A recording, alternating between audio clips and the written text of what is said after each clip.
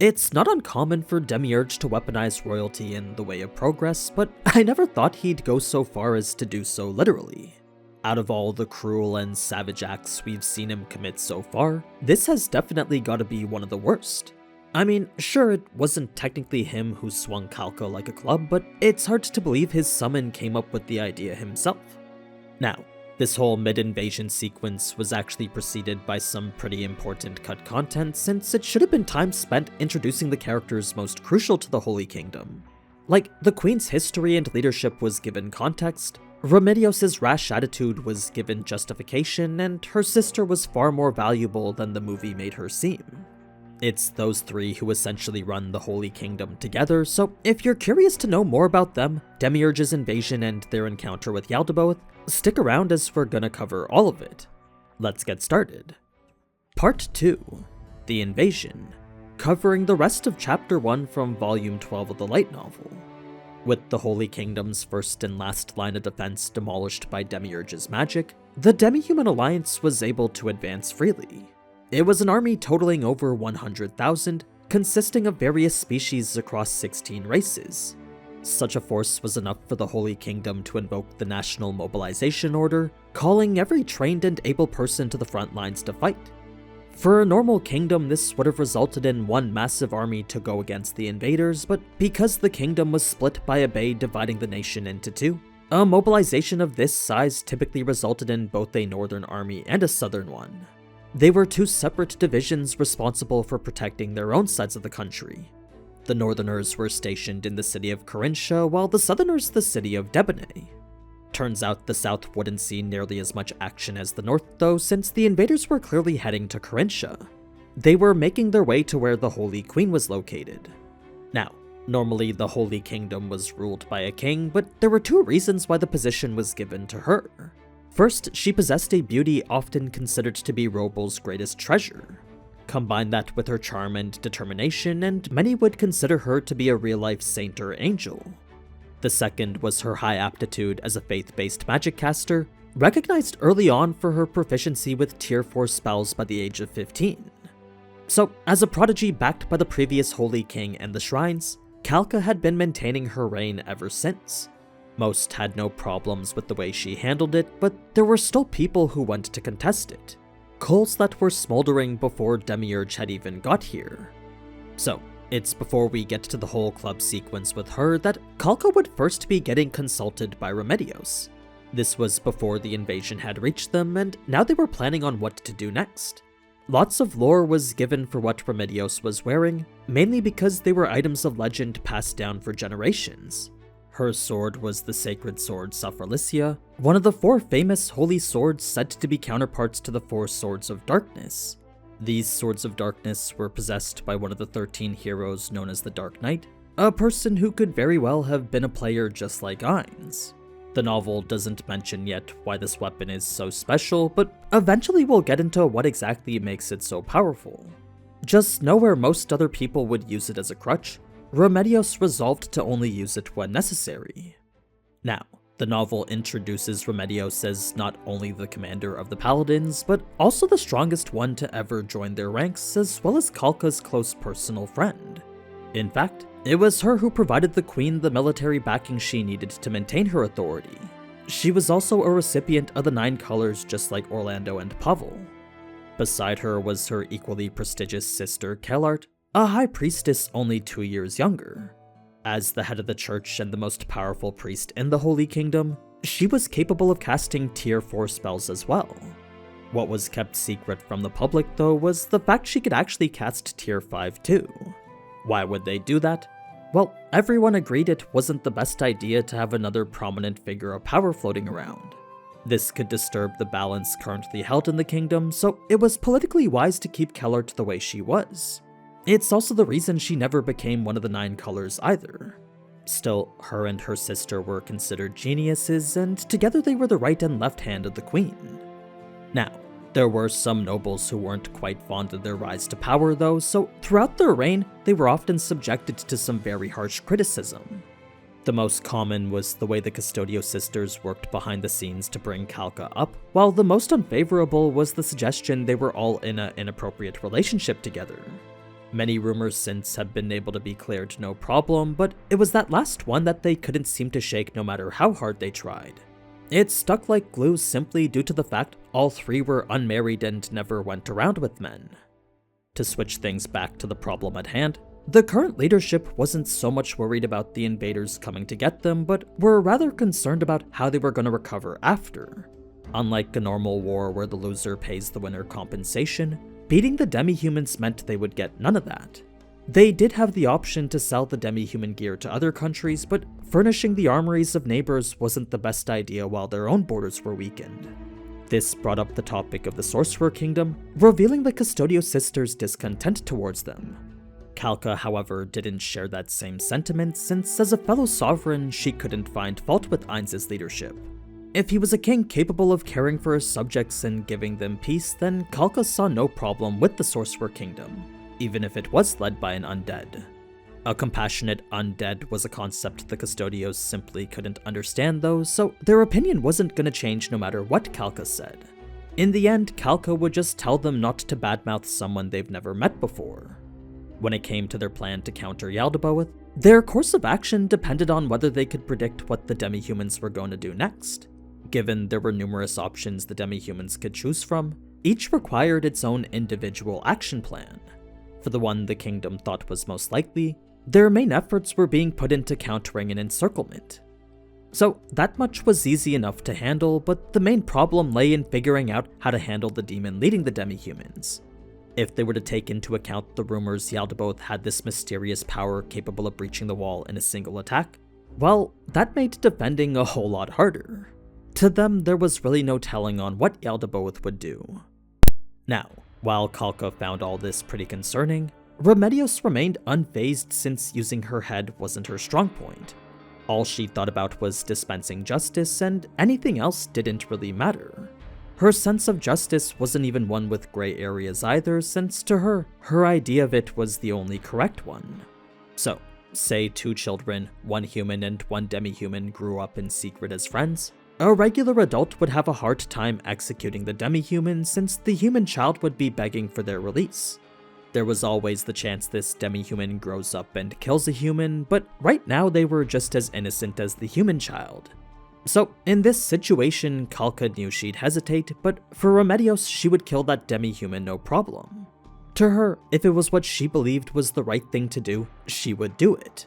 If killing numerous demi-humans meant bringing the people of her own kingdom joy, then that to her was a justice she would carry out without so much as a second thought. Sure, it might seem brutal and a little bit savage, but for those that knew Remedios, this was simply the actions of a person who loved people, loved peace, and hated evil. She was a paladin that always wanted to help the helpless. Well, so long as they were human. It was this straightforward mindset that made her so trustworthy, since everything she did from the heart. For Remedios, there was no chance she would ever operate with hidden motives.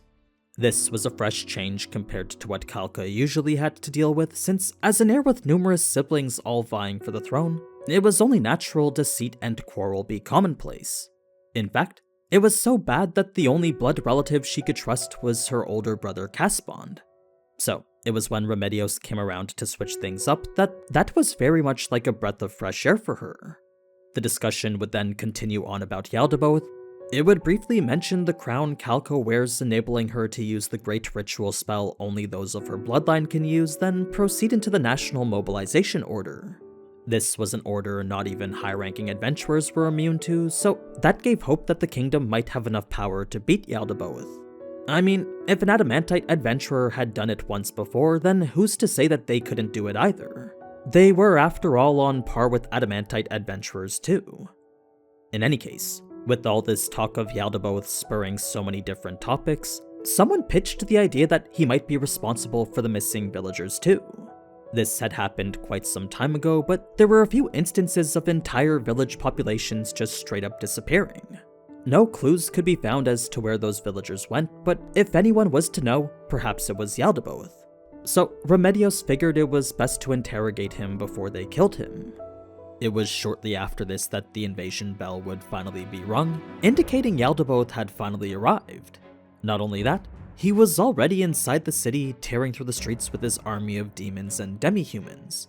Needless to say, the news was shocking since their presence inside meant they had somehow managed to slip past the kingdom's patrol units. So, Calca would quickly give the order to prepare for combat, but behind her confident demeanor, there was this doubt that maybe she was underestimating this demon.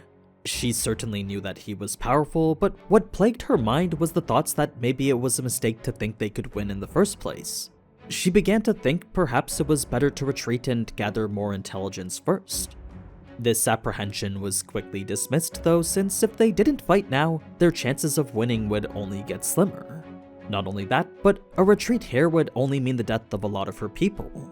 So, in an effort to save lives and fight at what was probably their fullest strength, Calca would order everyone into action. She would deploy a vanguard to buy them time, then have Remedios take the lead in the formal assault to come after. It certainly pained her to have to send the vanguard to their death like that, but as the ruler of the people, it was her job to abandon the minority to save the majority. She understood it was her orders costing people their lives, so in order to honor them, she knew she had to at least play the role she was given perfectly. The thing is, for some reason she couldn't shake the feeling she was making a mistake. So that's a major cutscene prefacing the fight with Yaldabaoth, bringing us now to Remedios' initial encounter with him. It was while on her way to fight him though that the bodies of the city's patrol units would be littered everywhere. Some were still alive with extremely grave injuries, but not because they were lucky or skilled enough to stay so. No, the only reason they were alive was because the demon they faced wanted them to be. Now, despite these soldiers being right at death's doorstep, for Remedios leaving them behind wasn't an option. Even if it was to use up the valuable magic her priests and paladins were gonna need in the next fight, Remedios ordered them to save those that they could anyway. She refused to forsake any of the brave soldiers who ended up this way fighting for their country. One of her deputies would actually suggest otherwise, but Remedios, being the hard-headed person she was, refused to hear any other option. She would have her men treat the wounded, even if it meant putting themselves at a disadvantage later. It was once that was done that Remedios would put up the signal for all the units to gather around her. There were about 500 paladins belonging to her order specifically, most of which could hold their own against level 20 monsters, while some were even strong enough to take on level 60s. It was the best 25 of them that formed Remedios' core unit. Not all the paladins were to join her in her fight against Yaldabaoth though, as about 300 of them were sent to the wall to deal with the demi-humans. Normally it would have been better to operate as one massive army, but the kingdom didn't want a repeat of what happened earlier. They couldn't risk making themselves a massive target for Yaldabaoth. Now, there was a small bit of preparations before Remedios would engage Yaldabaoth in the square, but that only involved basic organization and spellcasting. It was when they moved into where Yaldabaoth was waiting that Demiurge wouldn't even get the chance to point out the red carpet he made for them. Remedios would attack just like how we saw in the anime, seeing instantly just how powerful her opponent was. She knew that if even she, the strongest warrior in the entire country, couldn't land a hit, then her fellow paladins wouldn't be able to either. That being the case, what she needed now was mage support. It was support that would actually come from her sister Kellart, since it was while Calca and Demiurge were talking that Kellart would prepare support magic just for her. She would secretly buff Remedios in a way that boosted all her offensive stats. Of course, Demiurge spotted it instantly, but he couldn't care less as the outcome would remain the same regardless. If anything, it would only create more despair for when she was inevitably defeated. It's then that Demiurge could tell Remedios was still on edge, so in an attempt to make things go more smoothly, he would actually promise not to attack first. Until their conversation was over or someone from their side attacked instead, Demiurge had promised not to do anything. Remedios obviously had a tough time believing anything a demon said, but with Calca ordering her to stand down, as upsetting as it was, she had no choice but to listen. It's then Calca would ask why Demiurge had come alone, a question to which he would answer with two very simple reasons. The first was to induce despair by beating their army alone, and the second was to avoid the same mistake he made in the Riestes kingdom. He wanted to see if anyone as strong as Momon was here. It was when he confirmed out loud that no one present was even remotely close to him that didn't sit too well with Remedios. It was a taunt that would eventually lead to her first true engagement with him. So, alongside 5 Tier 3 Flame Archangels, 20 Tier 2 Angel Guardians, and 1 Tier 4 Principality piece, Remedios would be the only paladin to attack with them. There were actually 5 adventurers hidden in this assault as well, but they remained invisible to everyone including Remedios. That being the case, their ambush was just as much a surprise to her as it was to everyone else, but ultimately meaningless as Demiurge would take care of them easily. He didn't even need to turn around to handle them, as the emergence of his wings would skewer them for him. The fact they even got that close was a testament to their power, but Demiurge's handling of it showed he was even stronger. So the fight would then continue exactly as how we saw, up until the angels would tackle him all together. Since individually their attacks clearly did nothing, at the very least they could limit Yaldabaoth's movements. It was the optimal way to use them against an opponent like this. This would seemingly distract Demiurge enough to make an opening, but not so much that she could use her sword's ultimate attack yet. As an attack that used all its power and could only be used once a day, the opening she saw wasn't quite the right one yet. Instead, Remedios would hit him with her second most powerful attack. Now, while the anime shows him going flying from what looks like the impact, Remedios knew that that wasn't the case at all. While everyone else thought the same, as the person who made contact, she knew that Demiurge had flown away on his own accord. He had absorbed her powerful blow simply by flying away from her. Unfortunately, destroying the building wasn't going to be enough to deal with Demiurge either, since even she could survive that with the enchanted armor she was wearing. So really, all Remedios had done here was make the fight more difficult for them. The next move after was to start a holy flame rite, since even if the fire didn't work, at least the holy effects would do damage. It was before anyone could get that started though that Yaldabaoth would re-emerge, this time in his true form. It was a terrifying sight that finally started to make Remedios feel fear. Even so, Remedios would charge anyway, knowing if she didn't, she would be forced to admit defeat. Still, defeat would come all the same, as her sword, forged from an unknown metal harder than adamantite, couldn't do anything to stop Yaldabaoth. He wasn't even paying attention to her, so what should have been an opponent she could take on just like the adamantite adventurer before her, revealed she was in fact nothing like him. She thought perhaps there was a trick to this demon's invincibility, but when no one came bringing the answer to what that was, escape was the only option left. It actually didn't even matter if the Holy Queen died right here either, since so long as Kellert survived herself, the Queen could always be revived later. As long as her body was recoverable, then that would remain an option to them. Unfortunately, such an option disappeared instantly, and along with it, all the hope Remedios had for Calca. You see, where she believed Calca was safe, what with all the priests around her capable of casting healing magic, Yaldabaoth's teleportation placed an impenetrable wedge between them. Next came that gruesome weapon scene, which aside from an additional swing at a soldier who was charging towards them, it pretty much remained the brutally same moment we saw in the anime. A conscious Calca might have been able to protect herself with a shield of chi or mana, but neither were available given the first impact knocked her out. So in the end, the fight would be brought to a halt by a mix of indecision and necessity. Remedios and her paladins couldn't figure out what to do next, while Yaldabaoth needed to break open the wall for his army which just arrived. It was before he would leave though that he would first part with the same gift Demiurge had left them, a starfall that no one could even react to. That's pretty much it for Demiurge's incredibly bold move here, so as the end to what was essentially the prologue, now we can finally get into the first act of the movie. That's what we'll get into next video, so expect that one in about a week or so. In the meantime, feel free to check out my Lord of Mysteries videos. The dub just came out and it's actually amazing. But anyway, if you liked what you saw then leave a like, and if you want to see more then be sure to subscribe.